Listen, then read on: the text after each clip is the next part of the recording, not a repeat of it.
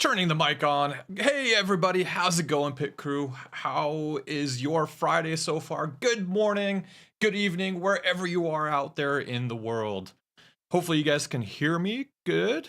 I don't know, first time streaming like this. Um but yeah, happy Friday everybody. The weekend has started, and if you are noticing that you're not watching some bald guy, you're watching a guy with a nice set of hair. You're correct. It's me, Amir, not Sean Cole. Sean Cole is actually taking the week off, or not the week off, but the weekend off, and he's going to be attending Subi Fest with a bunch of vapors. Go figure. Um, yeah, he's gonna be out there. He's gonna be out there with the Rick Motec guys and a couple other people. And yes, Showa, I have bigger feet than Sean. I think Sean's feet is like size 5 in kids, and I've got size 12. So I don't. I can feel those shoes pretty good. Um. Never, Joa. I don't have to get haircuts. Well, I do have to get haircuts still, but I can still grow it out. And that's going to be the plan. And over the next couple months, to start growing it out little by little, until I fulfill my commitment and retire. Yeah. So yeah, for most of you guys, you don't know, like been in the military for almost 20 years now, coming up on 20 years, and after that, I'll be retiring and becoming a civilian. I'm excited. I'm thrilled. I'm ready for the next chapter of my life, and trying to do something different. I don't know. I still haven't really figured out yet what I really want to do when I grow up. But I've got a couple months to think about it, so we'll see how it goes. What's going on? I don't know. There's something that's been kind of on my mind lately. And me and Sean kind of talked about it a while ago, and to kind of show off our age. And we were kind of talking about how games nowadays, there's really actually when Ren Sport, I got the email from Ren Sport that they've started doing their closed beta. And it kind of got me thinking about, back in the day, when we first started getting into gaming, was all games mostly came out complete. There was, you had some games that still had some minor bugs and stuff, but for the most part, games came out very well polished and playable straight out of the box. And then over the years, as internet speeds got faster and everything, games kind of shifted more into, we had closed alpha, then we go into closed beta, open beta, then the game goes full release, but there's still chock full of bugs and all sorts of things that can make games pretty unplayable, or not, I would say unplayable, but unenjoyable. And yeah, and we've kind of seen that trend really start going down this way over the past couple of years. And been thinking about it, like, are we at a point nowadays where we're not going to get polished games or polished sim racing titles, and we're going to are now essentially in the territory of iterative, patches and releases and improvements over the years? Because I mean, for you guys that have tried out ACC, when ACC first came out, they had the 6-month early release that you can opt into.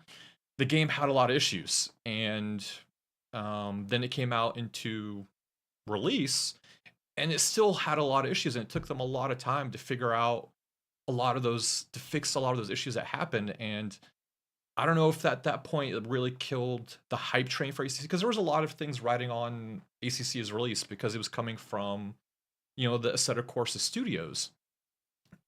Same thing with Automobilista 2. It took Automobilista 2 about a year really to put their feet on the ground and become a really good sim. And it got me thinking, like, is this how Ren Sport's going to be? Or any other new sim title that's going to be coming out? And so what do you guys think? I don't know. I hope that's not really going to be the trend as more and more titles start coming out for sim racing, specifically.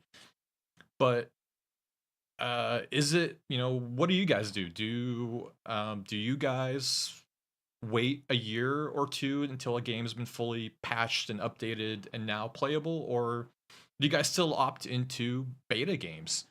Because to be honest, for me, like the last game that I actually played outside of sim racing was Cyberpunk. The last the Cyberpunk that came out, and it was atrocious when it first came out. It was virtually unplayable, and it took them about a year and a half to make it make it good and make it Cyberpunk what it was supposed to be. And still to this day, like I played it for the first month or so, but the bugs killed it so much that I never really went back to it. I keep on saying that I want to go back and play it in my free time, but really there's just like nothing really pushing me to go and want to do that. Whoops, accidentally hit my camera. There we go. So yeah, so I don't know. Is that going to be, there's a lot of hype right now behind Ren Sport. There's a lot of hype between Forza Motorsports, but I'm worried nowadays. Like, are these games going to be playable when they come out? Let's look at the comments, seeing what some of you guys are saying. Yes, Joa, when I was testing it yesterday. So I did end up getting a beta key for Ren Sport yesterday. And I hopped into Discord and I streamed it for a couple of the guys that was there. And yeah, Joa, a couple of you guys saw it. Best curbs ever in Ren Sport. Let's see what else we have. That is true. Flight is dollar. Developers will always publish what people are willing to pay. Yeah. I mean, look at the Call of Duty series, the Battlefield series. They had a lot of issues when those titles came out, but people still threw money at them to play those games. And I think to this point, like, there's still a lot of bugs and cheating going on in those titles.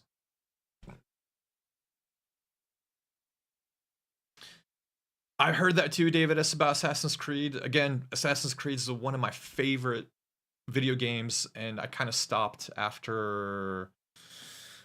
Which one was it? The one after Black Flag. I can't remember, and I never really got back into it. Tom Jones looking forward to more states coming out for American Truck Simulator. Yeah, that's, and so far, like, I like what American Truck Simulator does. Like, the game came out fairly well polished. It didn't have a lot of content in it, but over the years they keep on adding more and more content to it, which I think that's probably the better way to go, because it's always gonna if it's a game that's enjoyable and you keep on releasing more content for it, people are always going to come back, versus where you release a broken title and people are going to play it, then they're going to drop it, say the game is crap, and they're probably not going to come back to it. But either way, I mean, the developers are going to get their money, so they're going to keep on doing these practices that they're doing. John Hill, F1 Co-Masters are great. Yeah, they are playable. I know, like, their biggest issue was the netcode issues. I don't know if those have been fixed, in subsequent titles. Hey, random call sign, how you doing, buddy? Thank you for tuning into the show. Yeah. Sorry, let's get into. That's really my kind of rant. I don't have a serious cam set up like Sean does. But if I'm going to be doing these shows more often, then yes, I'm going to set up a serious cam, probably point it that way. That way I can sit there and go, get your shit together. Oops, sorry.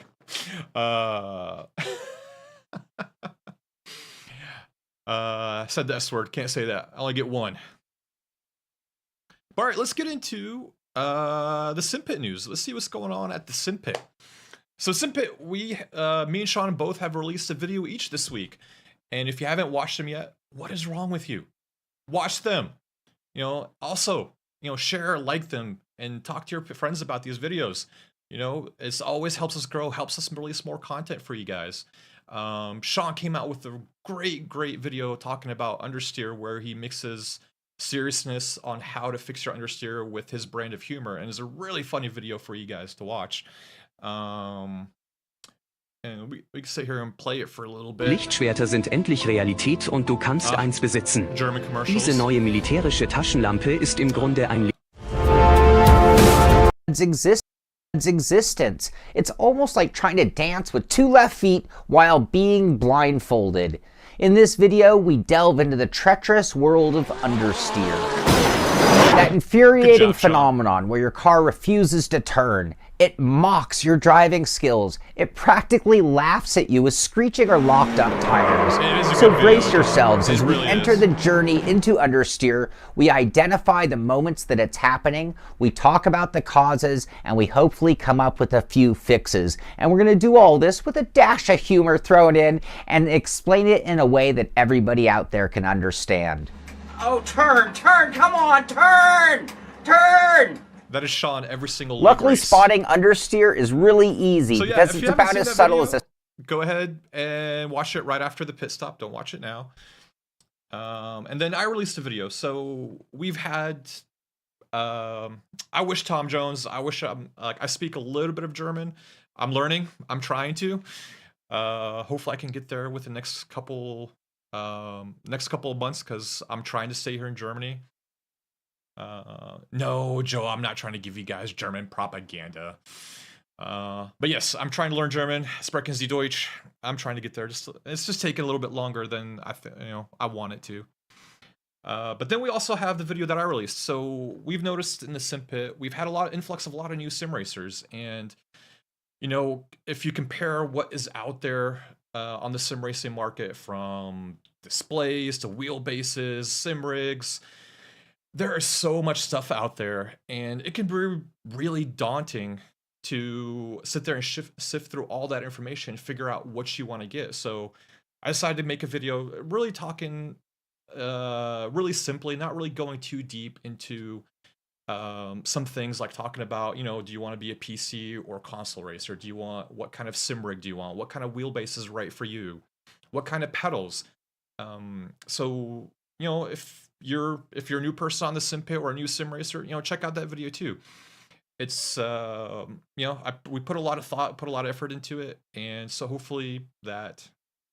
Yes, David S. I did put a picture of a rig. I did that on purpose. I took a lot of rigs from people in our Discord and to kind of show them off a little bit, because we love seeing people sim rigs. And the beauty about sim racing, I don't think, is just the racing. It's what you actually put on your sim rig. I mean, there are so many different things you can do to personalize it, to make it your own rig. Like for me, like my rig in the background, that's my happy place in my house. If I'm angry, upset, or something in there, something like that, I just jump into my rig, put in a couple laps, and just make myself feel better. All right. El Salvador. So I am actually closer. So I used to be in Kaiserslautern. I was there for about 5 years. Then I went and did a stint in Portugal for about a year. Was longer than a year because that was when COVID was happening and everything was locked down, so I had to stay there until restrictions were uplifted. But now I'm back in Germany, and I don't know if you've ever heard of the town, but I'm in close by Trier, about an hour and a half away, west of Frankfurt. About 45 minutes away from Spa-Francorchamps. This is where I plan on staying. I plan on staying in this area when I'm done. Love Europe, love Germany. The area that I'm in is super nice, and I just love being on the countryside, enjoying the slow life away from the cities. So I'm hoping to make this place my home. We'll see. We'll find out, what the job opportunity is coming out.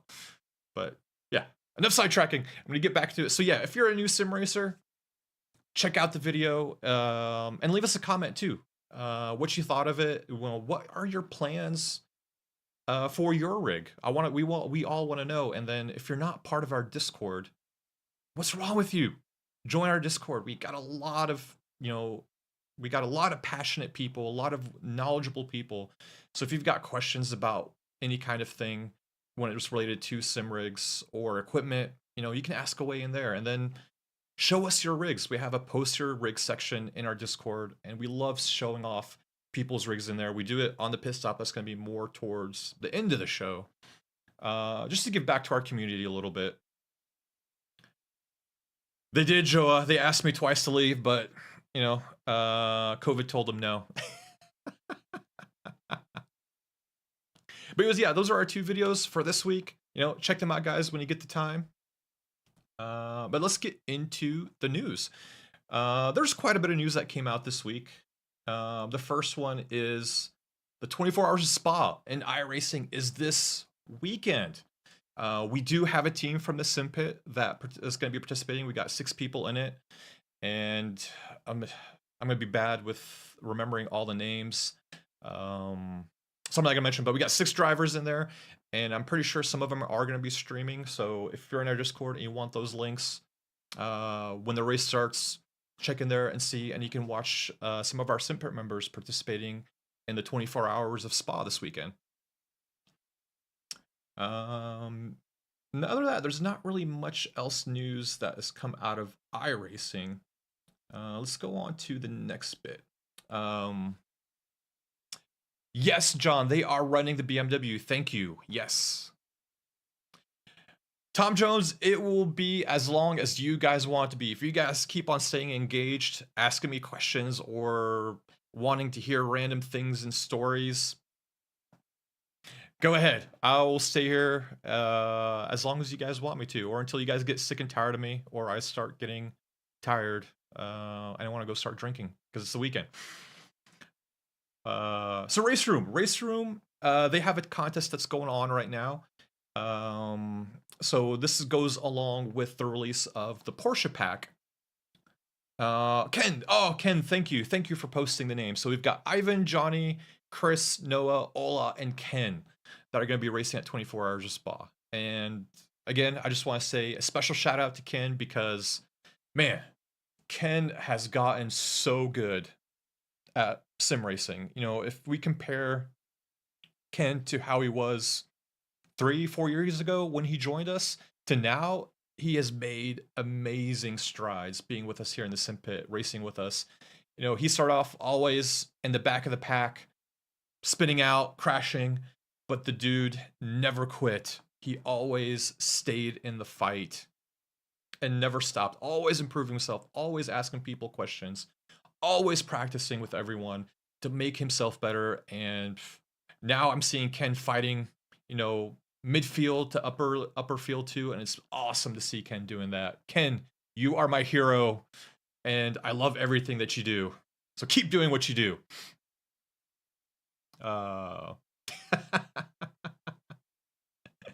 Yeah, Tom Jones, don't tell Sean I'm doing a great job, because then Sean's gonna quit doing the pit stop and start making me do it. Which I love doing it. It's great. But I can't do it all the time.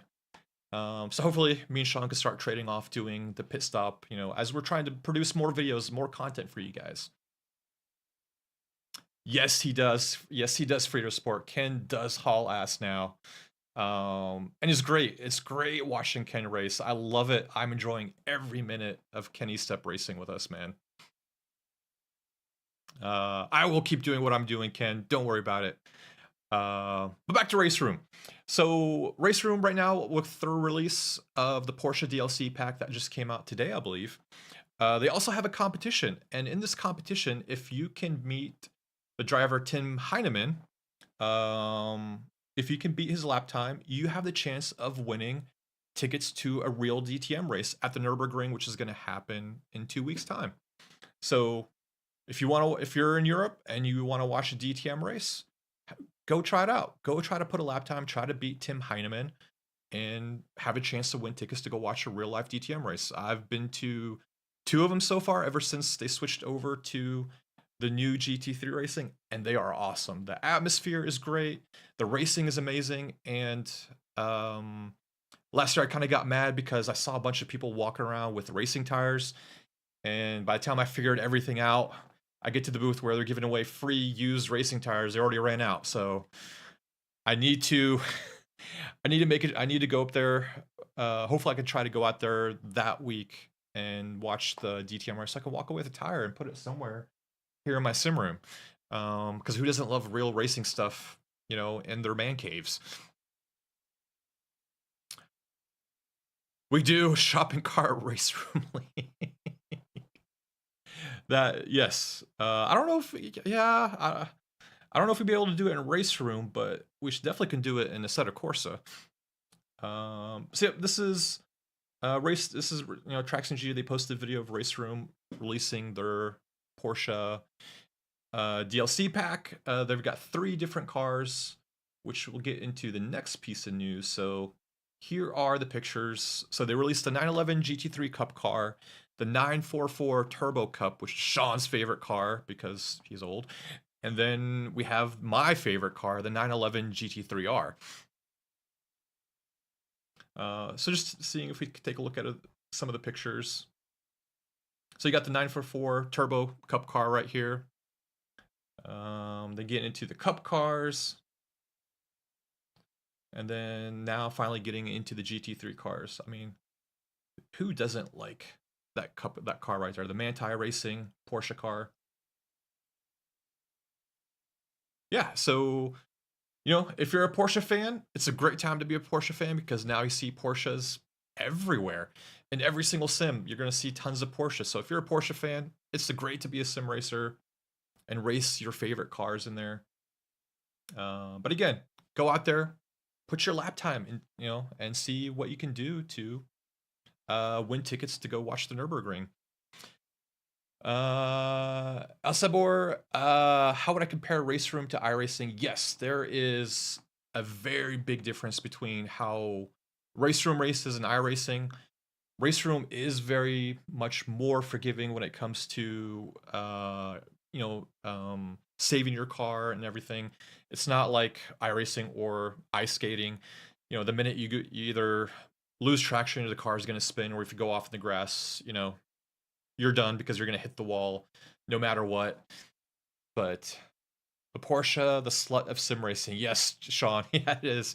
But yeah, Race Room is a very good sim. The graphics are a little bit dated, but they are working supposedly on a brand new DX11 engine to get it up to speed, because right now it's running on DX9. But yeah, it's a great sim to try out. You can download it for free. There are some free tracks, some free cars that you can try out, and if it's something that's for you, you can always end up buying more content for it as long as you go. And the beauty about Race Room, I don't think anybody else does it anymore, but you can just buy one piece of content, like the car that you want and the tracks, and then you can just go and race it with everybody else. You don't have to own all the other content to be able to enjoy racing with other people. We'll say it is a little bit finicky to set up sometimes, depending on what kind of equipment that you have. It might not work, and it's going to take a little bit of time to get it to work. Because correct me if I'm wrong, Joa, if you're still here, it does have some issues with SimMagic equipment still. I know I had some issues with my pedals getting them set up. I had to come into the game, exit the game twice for it to actually recognize my pedals. But then when it worked, everything worked just fine. Yeah, John, the sound is amazing in Race Room 2. They put a lot of effort into the sound of the game. So the Race Room is one of those titles where everyone, every couple of months they add updates to it, improving the gameplay of it. And the next big thing that should be coming out for them is when they start going to when they go to the DX11 engine. Okay, so it has been fixed, Joa. Cool. Thank you for letting me know, because I know, yeah, you've got some magic gear, and I remember you were having issues getting your stuff working with it correctly. So yeah, thanks for letting me know, man, that everything works, that some magic has been fixed. Checking all of your other comments before I go into the next comment. Nope, no new comments. Next one is Ren Sport. Ren Sport released 2 videos. One of them is going to talking about modding, and the other one is talking about development and channel, some of the challenges they've ran across. So I'm gonna play those videos real quick.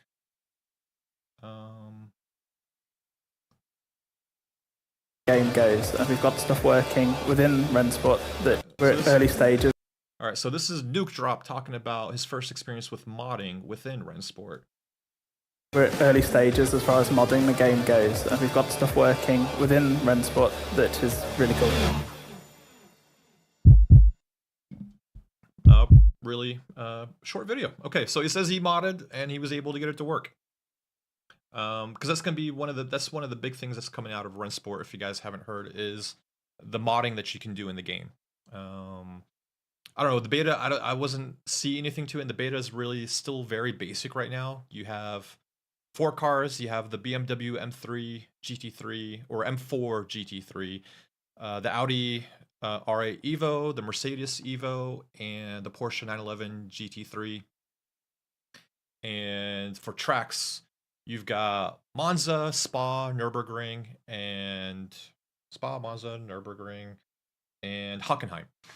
They are releasing an update here pretty soon that's going to feature some more content. So far, yeah, when I tried it, it felt good. It didn't feel bad. It took a little bit time to get used to it. Some cars behaved a lot better than other cars. But that's as much as I'll get into it because I don't want to lose my beta key.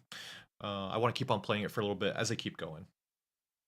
All right, so now I'll go into lead developer. Our game started with GT3 cars, so if we need to add GT4. Our game started with GT3 cars, so if we need to add GT4 car, it's not that big a problem because those cars are pretty similar. All right, just a little snippet, and if you guys want to watch more of the videos, they have them out there on their YouTube channel, and you can click on the links and watch the whole entire interviews for them about that. And then, all right, yeah. So we talked about Goodwood is coming. That's one of the updates. Goodwood is coming to Ren Sport.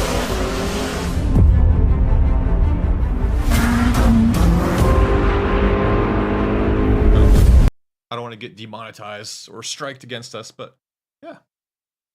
So we're gonna have the Porsche 963, the new LMDH car. That's going to be coming to Ren Sport, and then also Goodwood.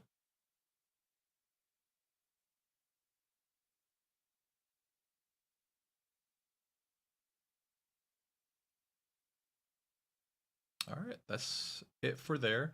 And still, like, if you haven't yet gotten into, if you want to get beta access to it, you can go ahead to the Ren Sport website and put in a little bit of information, sign up to get your beta key. So far, I think they've had 50,000 people, submit for beta access, and I think they've already given out keys to about 10,000 people. Oh, Joe.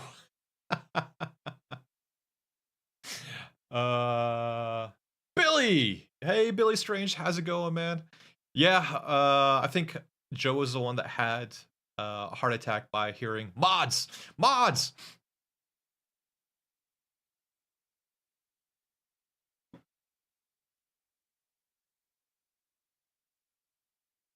Oh, a bit loud on the videos. All right, I can turn down the video audio real quick.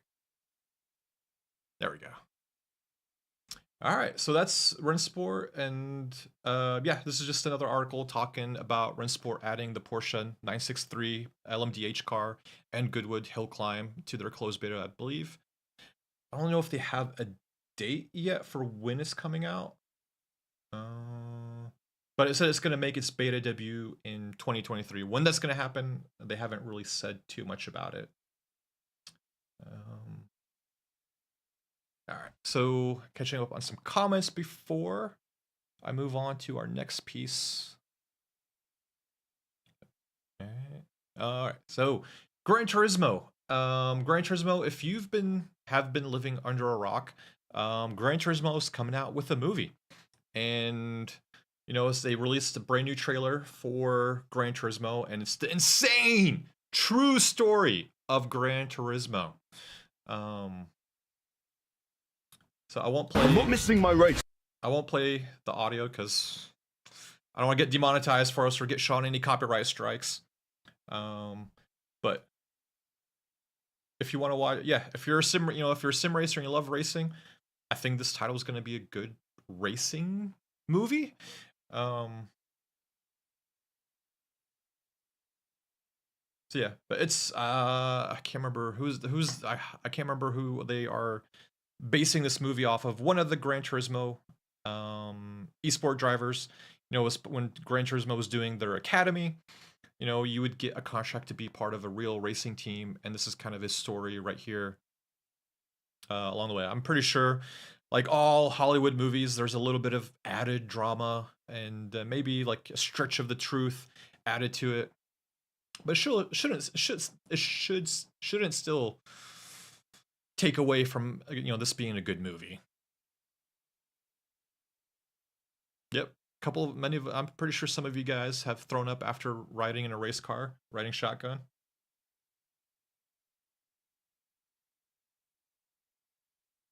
All right, so that is Gran Turismo. Sean, you're gonna go see it? I am gonna probably go see it too. I haven't been to the movies in a while, and I kind of want to go. No, Joa, it's not about. Well, right now it's not about Gran Turismo. It's about Barbenheimer. That's the newest catchphrase right now. Is people going to watch Oppenheimer and then right after that going to go watch the Barbie movie. I don't know. I was reading an article about it that had people were making these itineraries about the best way. Yes, Gian Martinborough. That's who it was. Thank you, El Salvador. Yeah, but yeah, Barbenheimer. That's what everybody's talking about now. Actually, I was saying there's people that came out with articles and stuff on making an itinerary on how to watch both movies, on the same day. Because I think Oppenheimer's over 3 hours long, and then the Barbie movie is 2 hours long. So you're gonna end up losing almost 6 to 7 hours of your life watching movies. Yeah, Sean, I don't know, like I went on, like I was checking out CNN, Fox News and all them, and they were like talking about the the Barbenheimer effect that's going on right now. Yeah, I don't get it either, because I don't know how you can you go into one movie that is about true life events, and then going into a toy doll movie. I don't know. But for the people that are going to do that, good on you. Moving on, we have Forza. So Forza Motorsport, they've been doing monthly updates, video updates on the development that's going on behind the scenes with Forza. And in this last video, they also do another interview, Dark versus Pink. So in this video, they've been talking about how they've been really teaching AI to use more natural lines and inputs, making the AI, if you're gonna be racing against AI a lot more smoother and acting more realistic. And Gran Turismo was when they came out with Gran Turismo 7, they touted their AI as being the best AI ever, and you would never be able to tell if it's a real person or AI that's driving the car next to you. And now we have Forza kind of doing the same thing. And here they're showing you a video of the side-to-side between Forza Motorsport and then the old title Forza Motorsport 7. So they're showing you the little bit of the differences between how the AI reacts.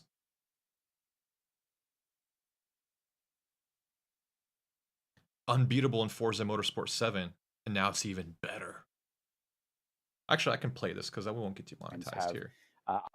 You're about to see a comparison video of our FM7 Unbeatable AI, comparing it to the fastest AI that we have in the current game.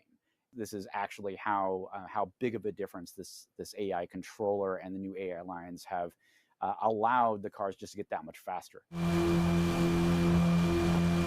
So is now the AI in Forza Motorsport 7 beatable?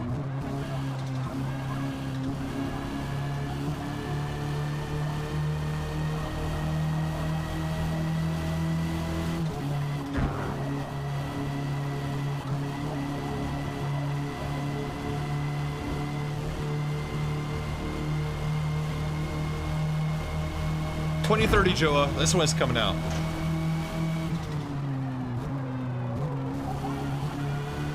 I mean, I will give him this. Forza Motorsport looks a lot better, and it actually looks really pretty. I'll give him that.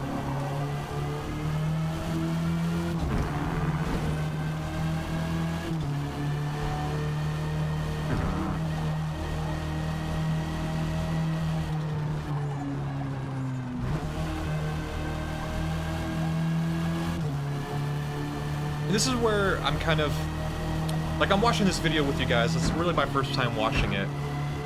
And if you notice, like, on the left-hand side where that car is going a lot faster than the car that's on the right. I mean, yeah, a lot of it comes from the AI, but also how much of that comes from the engine that they're using when it comes to physics and everything like that, or how the track is modeled. I don't know. Because, yeah, if we're talking about a 116 versus a 129, that's a huge difference.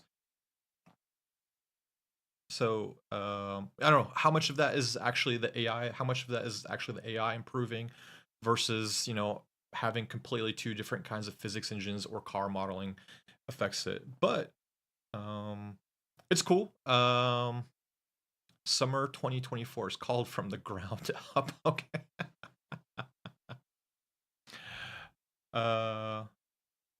But yeah, so I mean, but that's still a pretty good update from Forza, showing off all the improvements. You're about to see a comparison video of. It's pretty good for Forza to show, you know, showing off all the updates that they're doing in their monthly blogs, trying to keep, you know, viewers engaged, keeping them hyped up, and you know, you hear them.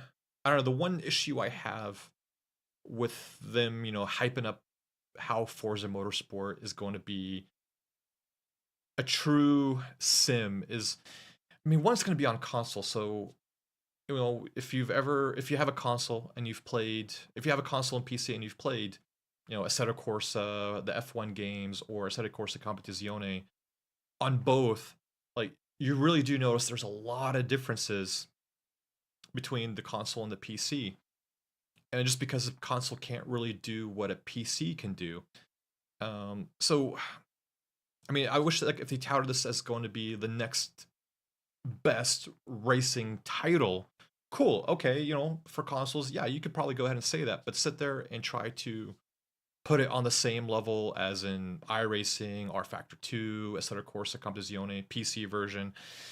That's a really tall ask, and I just don't know if that's going to be doable, because, you know, a lot of people are going to be consoles. You know, I think the majority of them aren't really going to be using, you know, a wheel setup. They're going to be using controllers, and you're really going to be tuning the game for controllers first, and then you're going to be doing it for wheels, because they know they do all the market research, and so they have a rough idea of what kind of peripherals people are going to be using. Just like with the F1 titles, you know, they're always controller first, you know, wheel and pedals later, and you know, if you watched a couple of videos from not the new F1 2023, but, you know, F1 21, F1 22, where you've seen people comparing driving with a controller and a wheel pedal. There are some tracks where if you use a pedal, wheel and pedal, you're a lot faster, and then if you're on some other tracks, you know, with a controller, you're going to be a lot faster. So it's going to be a really fine, delicate balancing act, and so we got to wait and see. You know, it's supposed to come out later this year. I'm pretty sure we have a couple of Simpit guys that are going to be ready to try it out on day one release. Hope, you know, we probably will too, because it will be released on PC, so we'll probably give it a go. But the next thing, is it going to work with your direct drive motors? Like, I'm pretty sure it's going to work with your Logitechs, your Fanatechs, your Thrustmasters. But is it going to work on your Simucube? Is it going to work on your VRS, your SimMagic, your Mozas? Because I know in the past they've had issues with having multi-USB support, and a lot of people plug, you know, they use one USB slot for their wheel, another USB slot for their pedals, and then you got the shifters, button boxes, all the other stuff. So hopefully they're thinking about that stuff for the PC, drivers. And we'll see. I don't know. And so that's really it for, I believe that's it for Forza. Let's double check. I think we got one more. Oh, yes. So there was an article out on Race Department, as we're continuing on with Forza Motorsport, that what you've seen in the trailers, because you've seen some of the trailers that there's going to be drag and drift, but unfortunately at launch, it's not going to be ready, and we're not going to have drag and drift modes in Forza Motorsport. So it will come out at a later time. And so what they're talking about here is probably because of the tire model that they have to use, because they've been talking about how they've upgraded the tire model refresh rate from 60 hertz to 360 hertz with having 8 contact points, making the tires behave better over surfaces and curbs. And is it going to be just as good as Ren Sport on curbs? I don't know, because you can't beat Ren Sport with curb feeling.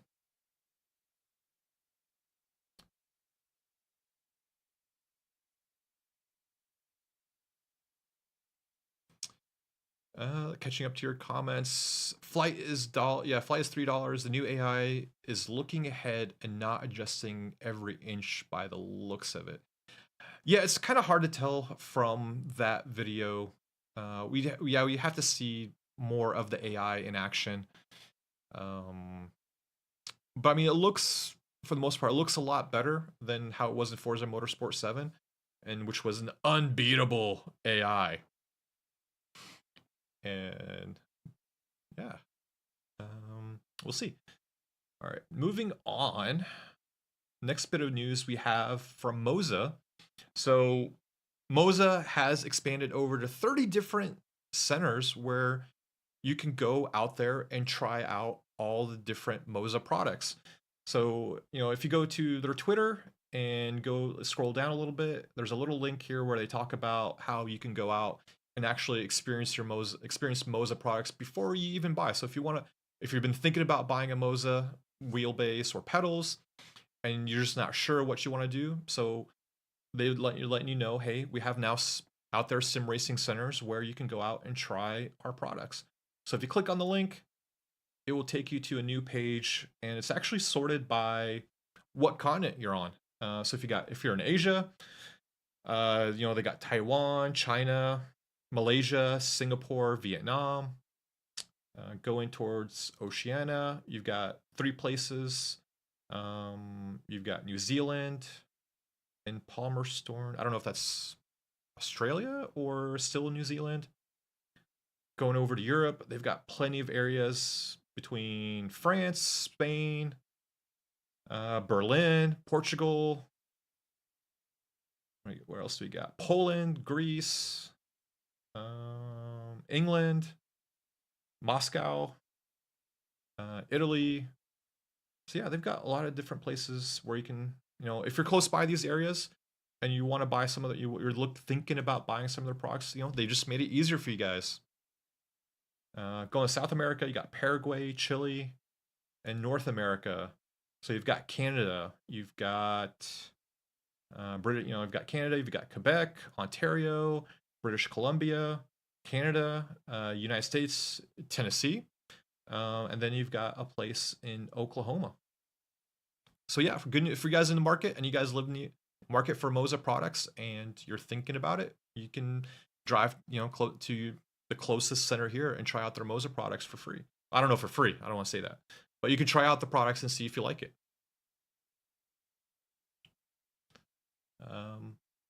Moving on, let's see any comments. Moza, who are they? They make sim gear. Never heard of them. Oh, I'm not gonna justify that comment there, Joa. I know why you say that. Moving on to all right. So Fanatec has reduced their CSL-DD wheelbase to $200, €200 when you purchase it with accessories. So if you are looking at moving to Fanatec, you can get this wheelbase right here for $200. As long as you buy accessories for it.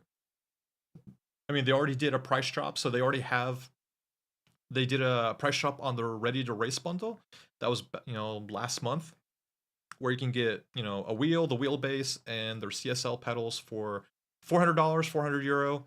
But now, if you just want the wheelbase because, maybe you're moving from their, CSW or their old CSL wheelbases, and you want to move to direct drive, you just want the wheelbase, so you can get there, buy their wheelbase, buy a shifter or something, or a wheel hub, and you can get that base itself for $200. And then, yep, video review. I will come back to this one because I want to leave that for last. Not really a sim title, but it's more of an arcade retro game. So New Star GP, it is going to be coming out on Steam Early Access next month, around the 8th of August. And it's really an open wheel racing title. So if you're a huge F1 fan and you want to play something different, a little bit more arcadey, just to chill and relax, and you trying to get away from sim racing, here's a new title. So, see, very arcadey, but they got Monaco. iRacing can't say that.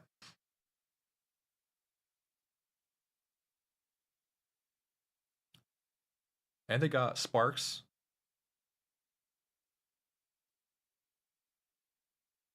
Was he drifting? Yeah.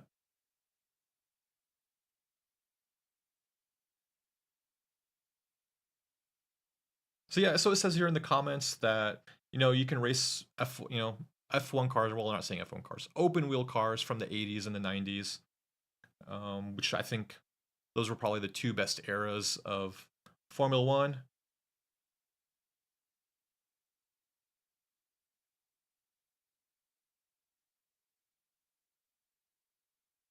Let's see, this game's going to be single player. You can race up to 3 different friends on 3 different modes. So you got championship mode, career mode, and split screen mode.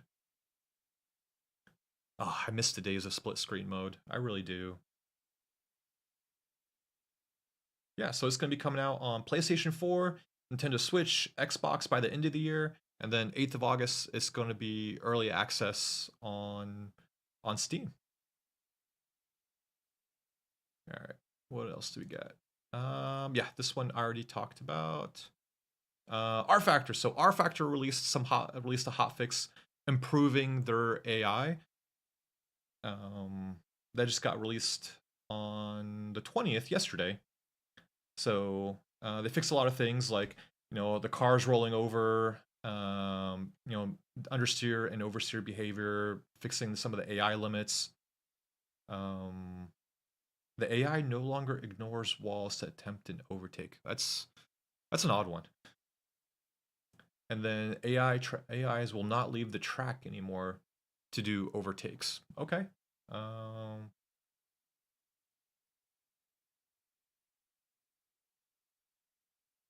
right. So yeah, if you're a huge R Factor 2 fan and you like racing with AI, they just released a hotfix to fix a lot of the issues they've been dealing with.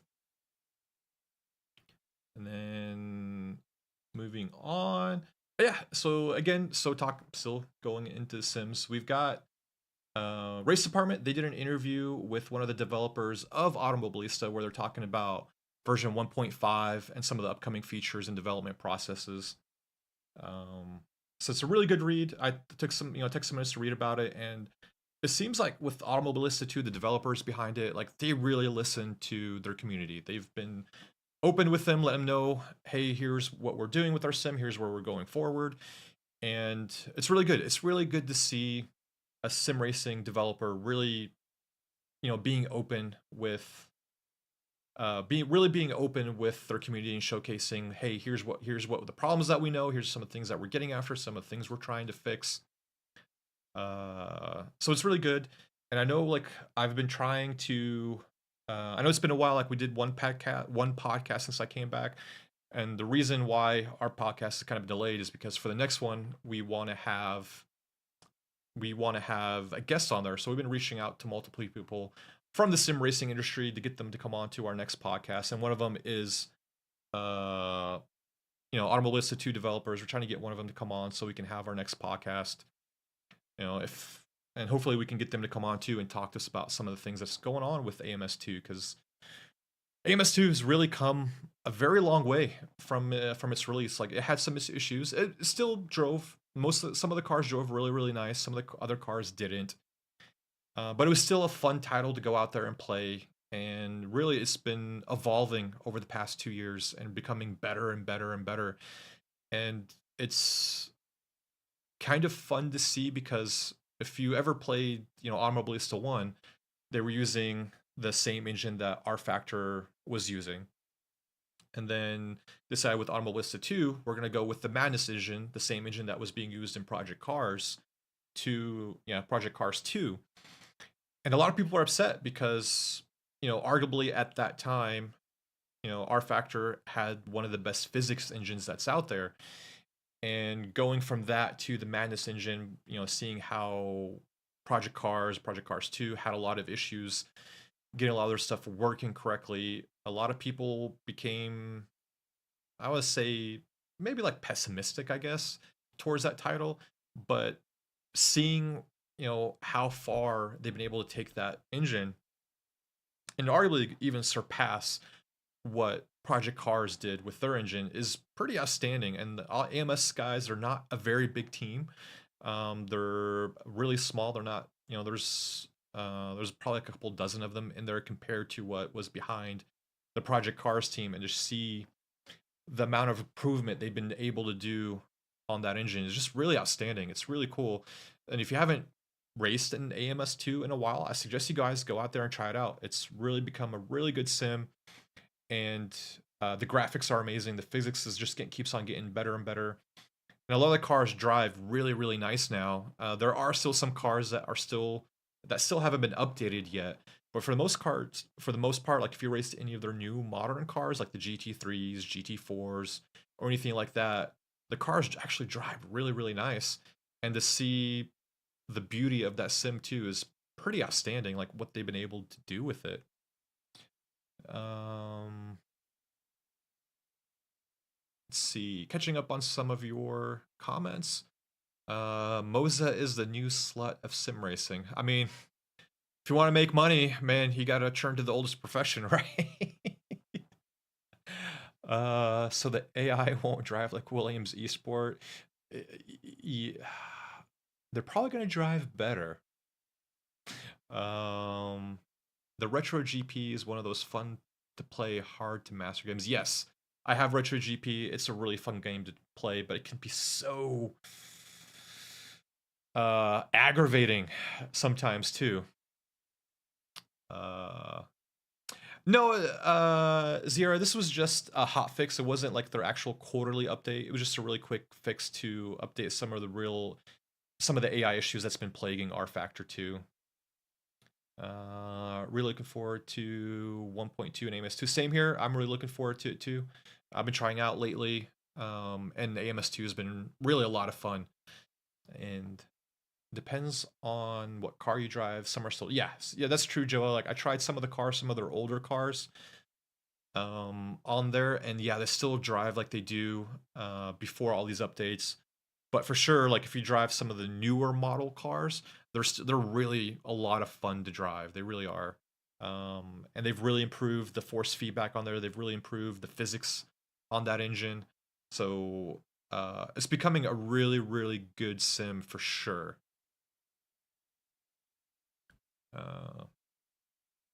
Okay, so moving on. So here's our last news article, really. And I saved this for last because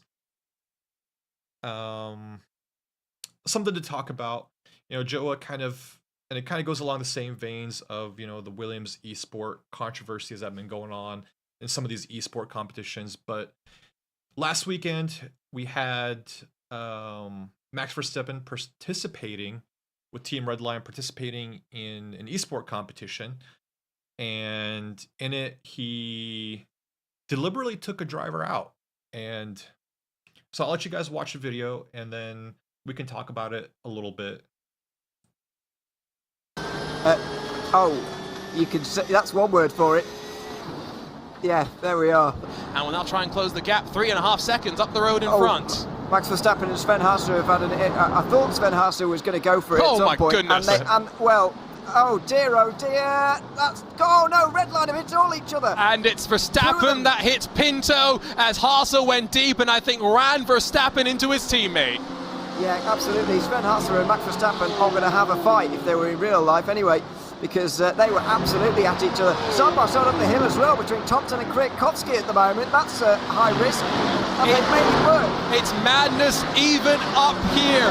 Rainer Talvar breaks away at the front. There's Maciejewski in the Drago racing car trying to send it up the inside, but 3 wide behind for a moment as Bonga gets the door slam shut on him. Watch here. You've got Kwiatkowski that slid on through. Max Verstappen, I think, is making a statement, and it's going to be ugly, that's for sure. Just give it a sec. What are they doing now? Just wait, just wait. Here we go. There's the statement. Yeah, Sven Hasse was not the best friend of Max Verstappen after all of that, and unfortunately they might both be out. Verstappen might actually still make it, but Sven Hasse won't.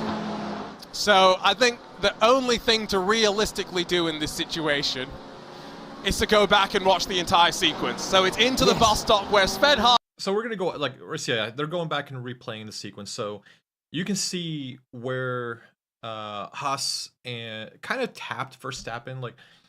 So I really don't mean, there's a hole. He goes it. So there you go. So here you go. It's going to start really right here. So Haas, I mean, he goes a little bit, he's a little bit late on his braking. He just really taps Verstappen. Like, and I don't know if that is really him tapping him or really going and doing, or is it more of a net code? But that kind of has secondary effects where Verstappen spins out his own teammate. So you see right there, like that's his teammate right there getting spun out. And Matt Verstappen kind of spins a little bit, gets control of the car pretty quick. And then to me it was, yes, right here, it was just a little tap, not that bad. I mean, yes, it did take out his teammate for sure, which is, not a good thing to do, but to see this happening is really, it's upsetting. I mean, for us sim racers to really, like, we've been spending years and years and years really trying to legitimize how good sim racing is, and to really have a professional, like an F1 champion, like lose his mind. So before I get this, like you see here, so like right here on the straight, like Verstappen just ignores that corner. It's like he was planning it. Like right here, you see him, he just ignores, goes straight so he can get right behind Haas. And then he slows down just a little bit, but then just like goes on the gas and freaking mashes it right into him right here. And to me, it was upsetting, not because, I mean,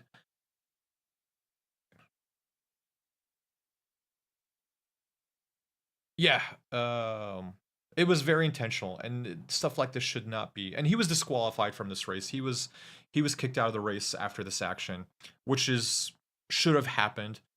But I mean, we sit here and we talk about sim racing as our hobbies, as something that's really, for a lot of sim racers, it's kind of different from other games, at least to me, where we take our hobby seriously. We want to be taken kind of legitimately, and to constantly see these pro esport drivers, these professional drivers, especially as a driver like Max Verstappen, who is, an F1 world champion, to completely lose his mind and just take out somebody like that from a race after a bump, which happens in racing all the time. I mean, to me, that's unforgivable. Just like with what, Williams Esport has done over the past couple esport races, and it shouldn't be tolerated. Like it continue, like that stuff like that devalues our hobby, and it gets people thinking like, oh, it's just, a bunch of guys, playing their video games, right? How many times do we hear that like, oh, it's just video games. Like if you go to any of the F1 pages and you see all the comments like, oh, it's just an F1, it's just a game. Who gives a crap? Well, for us, it's more than a game. You know, for us, it's a hobby. Everybody loves their hobbies and they always take it to the next level. And to see things like this happen is, you know, kind of hurtful to us. Like it hurts me personally, like to see these kind of behaviors happen on the professional level. Because not one, does it devalue our hobby, but you know, if you've ever been in multiplayer, you know, if you've been in online racing, you see how some people act, and they're not necessarily, and I don't want to say that these people are acting out intentionally or unintentionally, but it shows these new drivers are trying to come into sim racing that it's okay to do these things. It's okay to bump somebody so you can gain a spot. It's okay to drive them off the track. It's okay if they passed you or bumped you. It's okay for you to take them out. And it brings down the quality of racing that we all come to expect when we race online. And you and like for me, like this, that drives people away from wanting to race online, you know, with other people, and makes them start going back to like single player or finding leagues, you know, and not racing not racing in open lobbies anymore. Yeah, and that's the thing, like, you know, they did what they, you know, this is where I actually give these guys props that held this event. It was the Golden Toast GP iRacing GT3 event, and they were quick. They were very quick to ban him from the race, which should happen. I mean, it doesn't happen to some other people that have done some of these other competitive esport games. You know, they kind of just brush it off or come up with lame excuses about why they did what they did. Which I give mad props to the organizers of this for, you know, actually laying the hammer down, and you know, to an F1 champion, you know, nonetheless, like they could have just said, oh, it's just Max Verstappen. You know, he does what he does, but they dropped the hammer on him, which is really good. And so I give those guys mad props, and hopefully, you know, he learned his lesson from this.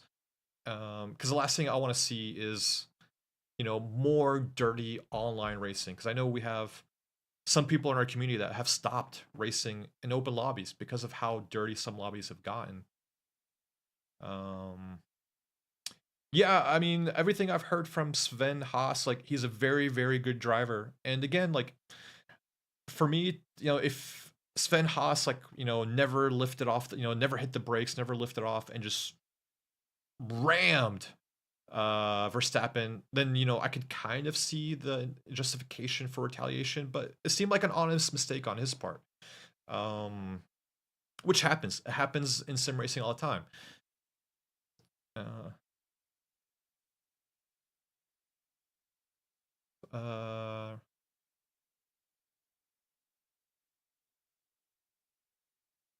Yeah, no, for sure, Zira. Yeah, I appreciate the input, man. Thank you. And then, yeah, I mean, I don't think like the diehard hardcore F1 fans, I don't think they're gonna care, because again, like if you go to any of the F1 sites or forums, they just brush it off like, oh, it's just it's just a racing game. Who cares?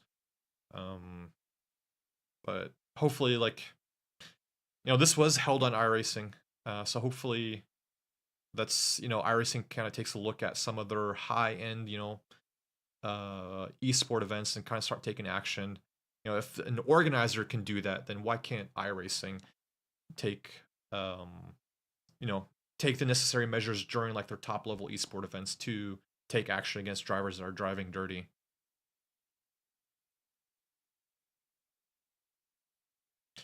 No, for sure. Like I've seen a lot of very upset sim racers that, you know, they were very upset because again, it's not because, you know, it could be anybody that did this. It doesn't have to be Max Verstappen or whatever, but it's, you know, it hurts us as sim racers who consider this as a hobby to really be devalued like that.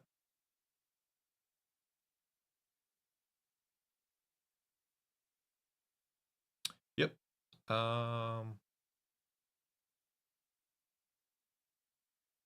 No, for sure. Because I mean, because this just doesn't happen in iRacing. I mean, it happens, when during the COVID era, we had the race hosting their races in R Factor 2.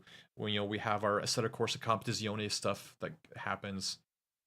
That stuff kind of happened in those things already.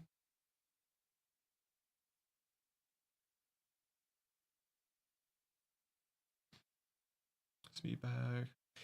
Yeah, I mean, that one was kind of a weird one. So I don't know, like, what they told Scott Speed, like, hey, we can get you back. I mean, I don't think he deserved to get back in dire racing either after that stuff. But I mean, if he served his time and he's cleaned up his act since then, I mean, I'm not too overly hurt about it. I mean, I never want to see anybody get banned permanently from any sim racing title or anything like that, unless it's a very egregious thing that they did. Yeah, Zero, I mean, yeah, Verstappen's racing is very top notch, but the problem I think he has is, which he's calmed down a little bit. He still does it from time to time, where he doesn't overtake and he just thinks that people should just let him by.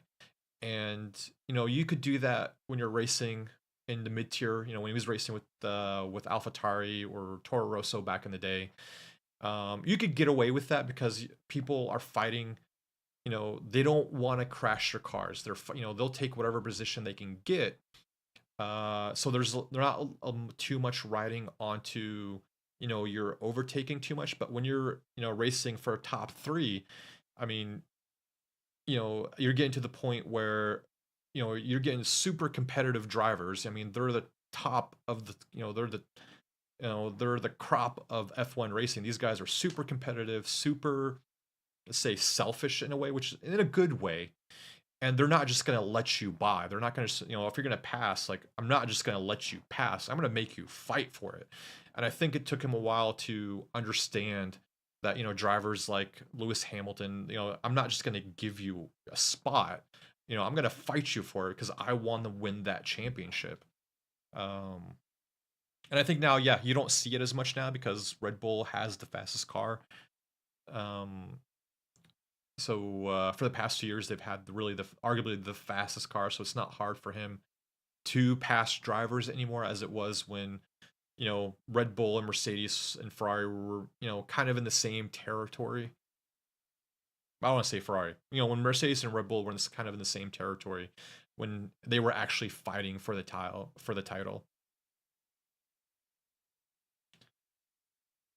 Yeah, Heiko, I mean, getting bumped is not really that, you got bumped, cool, but whether you missed your brake marker or whether you're trying to, trying to make the other dude like mess up his braking point. I mean, yeah, it's you have to give the driver the benefit of a doubt, because maybe his brakes are different than your brakes at that start of the race, or the tires are a little bit different. So you got to give a little bit of a benefit of doubt. But yeah, to go to the extreme to take him out like that is totally not acceptable, especially from a driver like him. All right, I've ranted long enough about that one. So really, that's it for the news for me. We'll get into some sim rigs. And we'll get into sim rigs first, and then we'll leave the SimPit stuff for last. So we got our first rig. So this guy by Hyper Speedy. So this guy went with an next level FGT with, there you go, with the CSL DD and the McLaren wheel. Super clean setup. Cables are barely seen. That's my biggest pet peeve, is cables. And yeah, nice clean setup.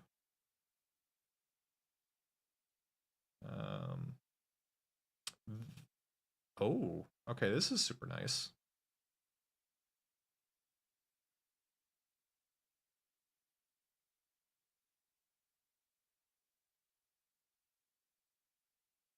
Oh, okay, Zira. I've got to check that out too. Yeah, I heard about the Crew Motorfest really late today. Okay, no, I appreciate that. I really appreciate that. Okay, to get an invite to that if you're looking for a challenge. Okay, for sure. Getting back this rig. This rig looks really very nice.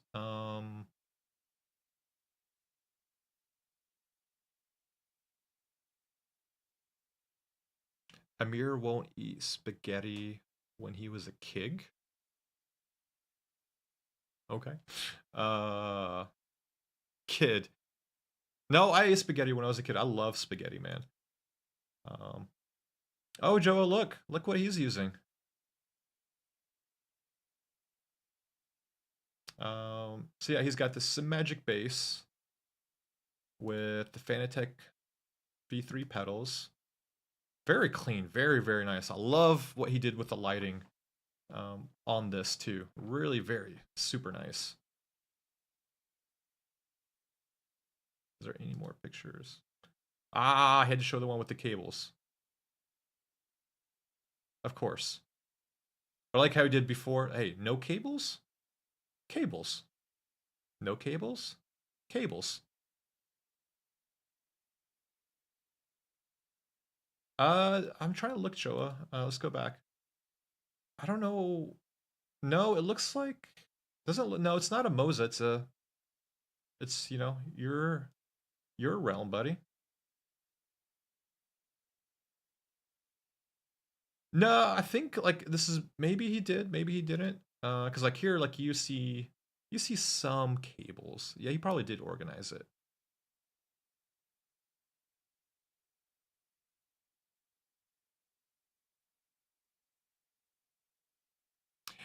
Dan DiMaggio, how are you, buddy?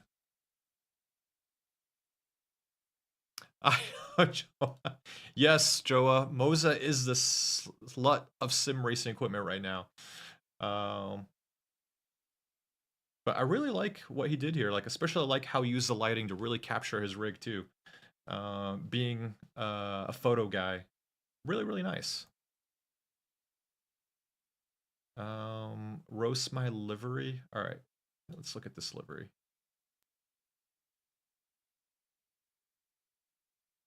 Oh, so let's see what he got here. Know your meme, Risen, meme machine. There's Sean's favorite movie, Brokeback Mountain. Got Toto Wolf. Cat. All right. I mean, it's not the worst livery I've ever seen.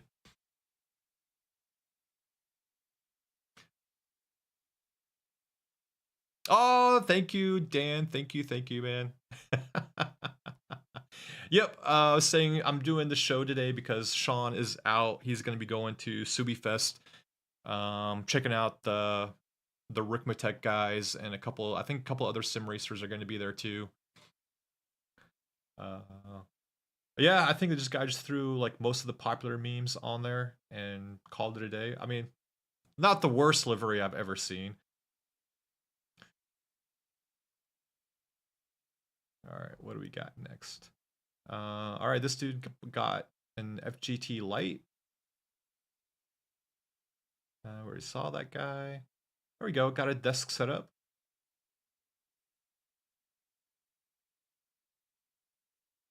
All right, so what is he using here? Yes, accept. All right, so he's got the big monitor right here, the side monitors. And there we go, a Logitech wheel. We haven't seen one of those in a long, long time.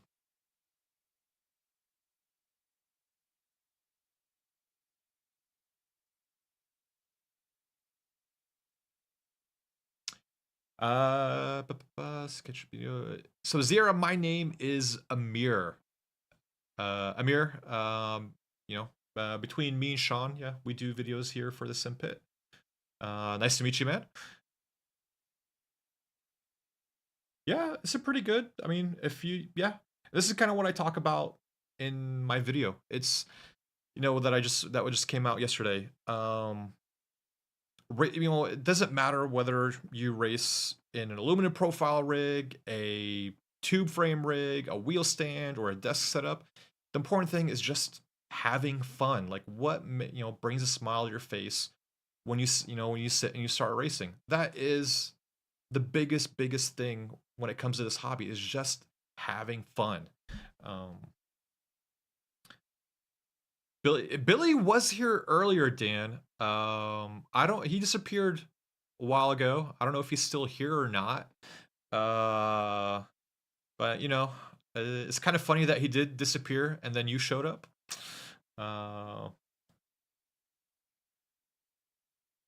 Aw, thanks, Dan. You're making me blush.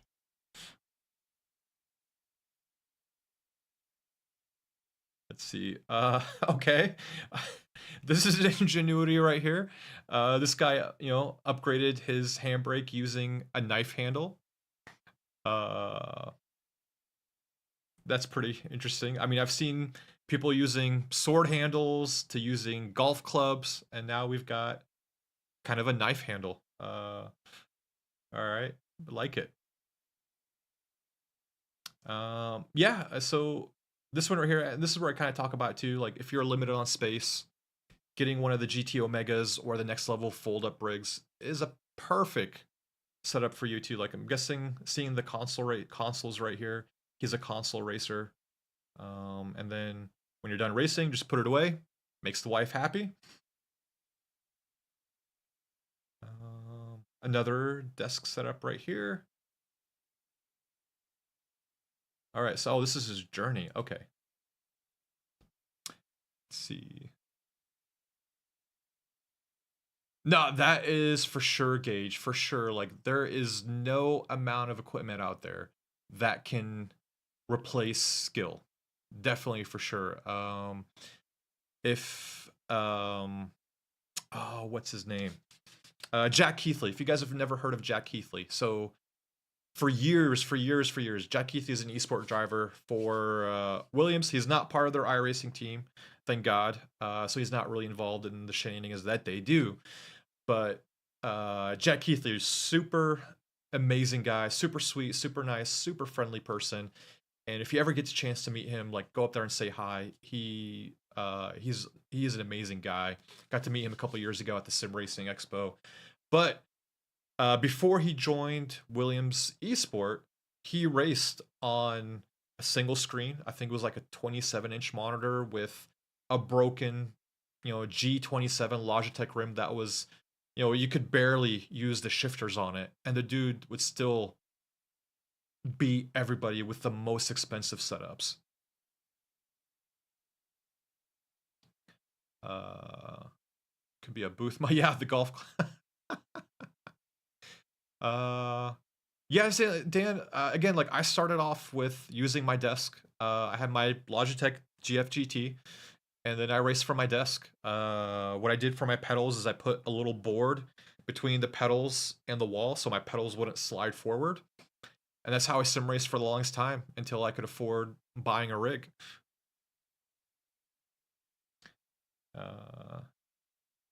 All right, this guy's building a wood. Oh, we didn't finish talking about this guy. So all right, so this guy, he starts off with a desk setup. Moves. All right, he buys a profile rig. All right. I think that, yeah, that's the SimLab GT. Or no, that's something else. All right, doing slight little upgrades here and there. All right, he upgraded. Finally, he went from. So this is what he did. So all right, so let's going back. He went from desk, got the aluminum profile, the triple monitor stand with the rig. Got a car seat, moved everything over. Got new monitors with the bezel kit. Added a tablet. And then he gets some magic wheel, Joa. This guy should be your best friend.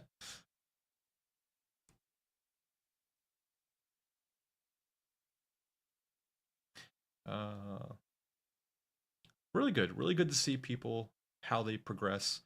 All right, this guy building a Deathmobile rig. Awesome, awesome stuff.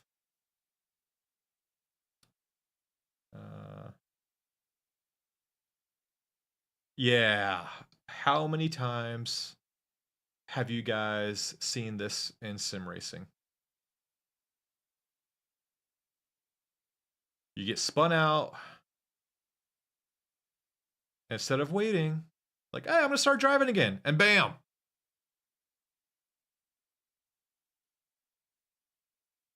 Yeah. That's how we got taken out at Watkins Glen. Kind of one of the ways. Rig progress. All right, so this guy has the NLR GT Elite. Progress. All right. Not bad, not bad. Rate my rig. Hey, that's a really good setup too. If you're limited on space, getting one of these FGTs, really a good option too. Catching up to your comments before I move on. No, Zero, as I said, I start off racing at my desk, just this chair at my desk. And then later on, once I actually knew that sim racing was really going to be a thing for me, I ended up getting a profile rig and upgrading everything around it.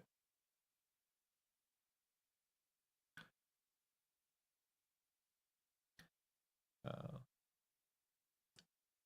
right. Is there any more rigs?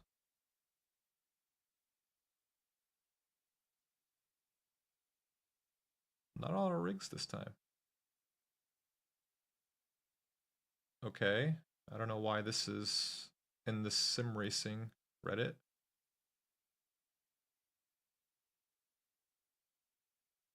Okay.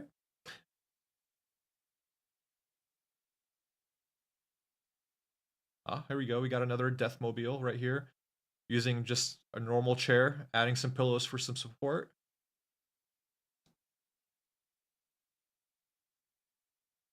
I mean, I'm not going to roast you, man. Like, you do what you got to do to enjoy your hobby. That is my philosophy. I mean, he's trying to make the best of what he can do. And that's where I give this guy props.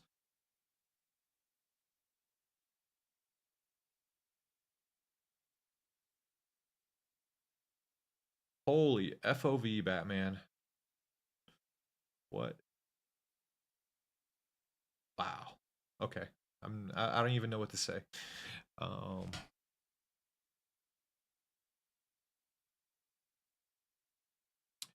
What are your tips for breaking that habit? Oh, talking about waiting for other drivers to go by. Yeah, the hard way is joining a league that penalizes you for it. Like our leagues, like our iRacing leagues, that's one of the things that we penalize people for is rejoining the track in an unsafe manner.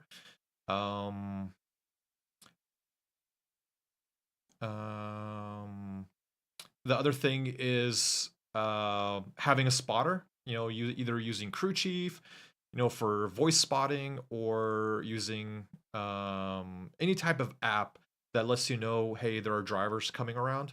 That helps out too. I'm in.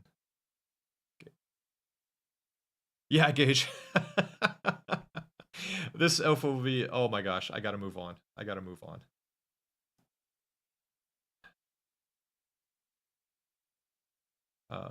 Homemade rig in progress. So this guy is actually using a dash of a real car. All right. I like that. And you can tell he's probably British by having the shifter on the wrong side. All right.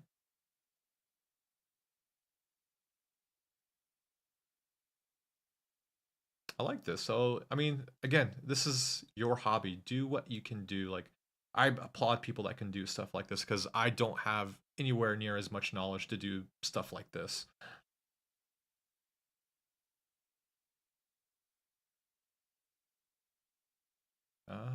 Okay, so this guy's built another Deathmobile. Very nice. Like, I like how he's building everything. He's kind of made the TV stand a little separate. I mean, as long as things are reinforced, like, I think it's pretty solid right there. Can I put my voice higher? My voice is already as high as it can get. Let me see if I can raise the volume on the mic. All right, does that sound better? Or is that too high now there, Alesh?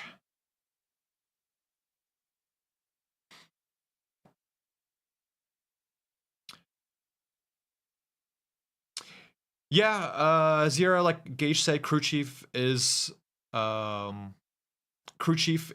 probably the best voice app to use, audio app to use to let you know what's going on. There's also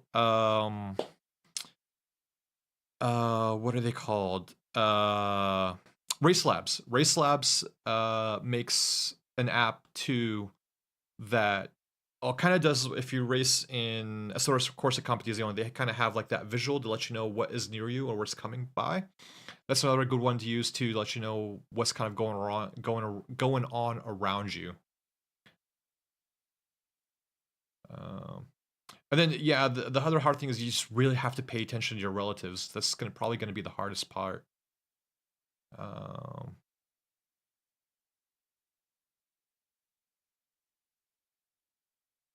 Dan, yeah, we were talking about Forza earlier. So, I mean, yeah, I think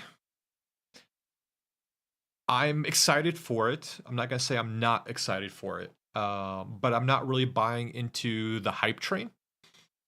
It's, to me, it's still going to be a console racing title first.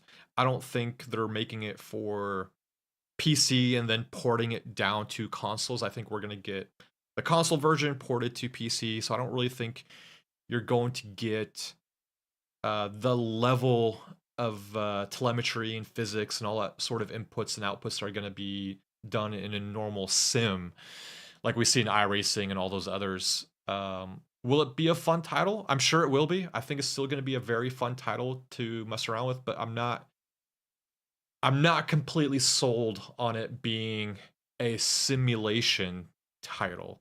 I think it's probably going to fall more along the lines of a simcade more than anything else, or it might blur the lines between a simcade and a simulation, but I don't think it's going to be a simulation title that's going to be on the same caliber as iRacing, R Factor 2, ACC, AMS, those titles right there. Okay. All right, I'll do that, Heiko. I'll leave it. And I'm speaking a little bit louder too. But I'm still excited for it. When it comes out, I will try Forza Motorsport. I'm not going to say no. I'm not going to try it. I'll give it a go. It's a racing title, so I'm going to give it a go. All right, so we'll do this, our last rig. So this guy is using a seat from an 88 Supra. All right. He's using a aluminum tube rig.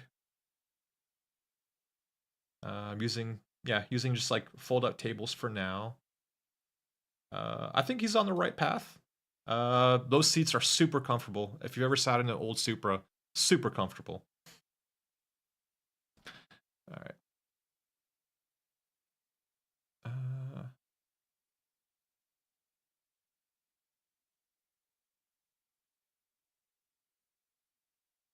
Yeah. All right. So that's it for I'll do that for rigs. We've been hour and a half. We've been here. Sorry. We're gonna go into Sim Pit Racing. So, like I mentioned at the very beginning of the show, we have the Sim Pit team. They are going to be racing in the 24 Hours of Spa this weekend. We've got 6 drivers, and I wish them the best of luck. And I'm pretty sure that we're gonna have I'm pretty sure we're gonna have Kenny Step. He's gonna be streaming the race. So if you want a link to watch our guys out there racing the 24 Hours of Spa, check our Discord, and I'm pretty sure there's going to be links posted in there for you guys to check out their stream. But now going into our, first thing we'll talk about our Sim Pit Rally. So we have Sim Pit Rally. They were, let's see if I can pull up the results right here. So we have David S. David S won the stage 2 of our Sim Pit Historic Rally Series. Right behind him was Cal McLeod, or PS4 Deadman. Then we got ICH Motorsports, then Frito, and then GT99. That's stage 1. All right, stage 2, David S, Callum, Itch, Frito, GT99, stage 3.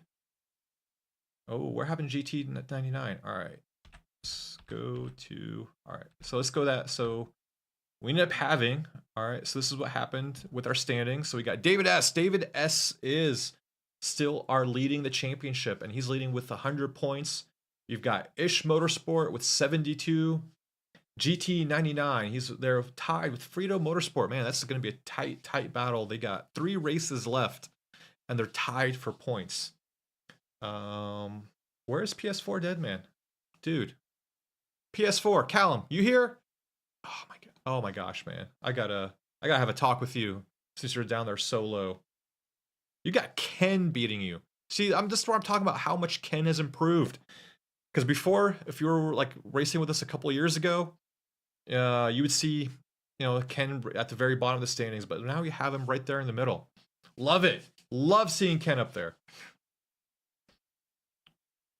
All right, so moving on. So right now we're on our summer break for our road league, but we are doing fun races in our road league, and usually I announce that in our Discord. So if you want to be part of our fun racing leagues, we do those every Sunday night for European guys, Sunday morning for North America. So just stay up. You can stay up to date with when we're doing those fun races in iRacing, and that's when that ends. Going into September, October timeframe is when we're gonna restart our official league racing in iRacing for our road series. For Oval, they are doing fun races too, and they are in the NASCAR trucks. So we have results. So where were they racing? They were racing at Miami Speedway, and we have Nick Sanchez was the winner of this race. Right behind him was Brandon Carl. Then we had Corey Heim, David Clymer, and Joa Hildinger. That rounds up our top 5 drivers. Let's see, and it was pretty good participation for just being a fun league. We had 26 drivers, which is awesome to see. That's going on in our iRacing Oval League. Again, right now they're just doing fun races every what is it, on the 18th? Every Tuesday night? So they race every Tuesday night in Oval. And then that's really what's going on. We also have some ACC leagues, but those haven't really started yet. So if you are an ACC driver and you want to race in some league racing, you guys can join that too. And then really that is all that is going on. A special mention, I mean, if you guys didn't watch our Recommended Hot Lap Hump Day that happened this Wednesday, this is an event that we put on once a month on the 3rd Wednesday of every month, and it's Rick Motec sponsored, and the SimPit streams it. But essentially what it is we have an unknown car track combo. Nobody knows what the car and track combo is until the session goes live. And during the last race that they had, we had our very own I've Been Cruising, or Joa. He was the winner of the Hot Lap Hump Day. So big congrats to Joa right there. Awesome job, man. Really good to see you out there, seeing a SimPit person represent and winning an event like that.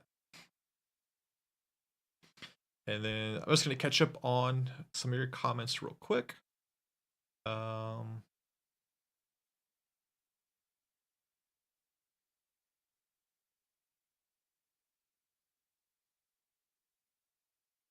Yeah, I'm just catching up on some of you guys before I end the show. Yes, for sure. My biggest fear, flight is $3. My biggest fear is peripheral support. That is my biggest fear right there. Like, if he's not going to be able to do multi-USB support, yeah, I'm not going to be able to play it for sure.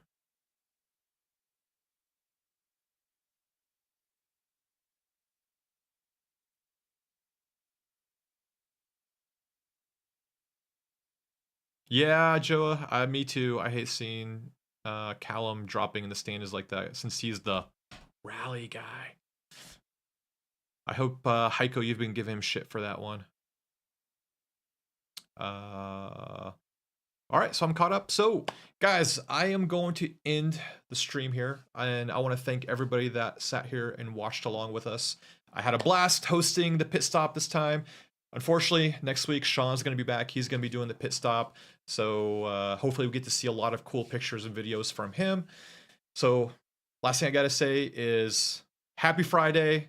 Hope you guys enjoy your weekend and have fun racing out there. I'll catch you guys later.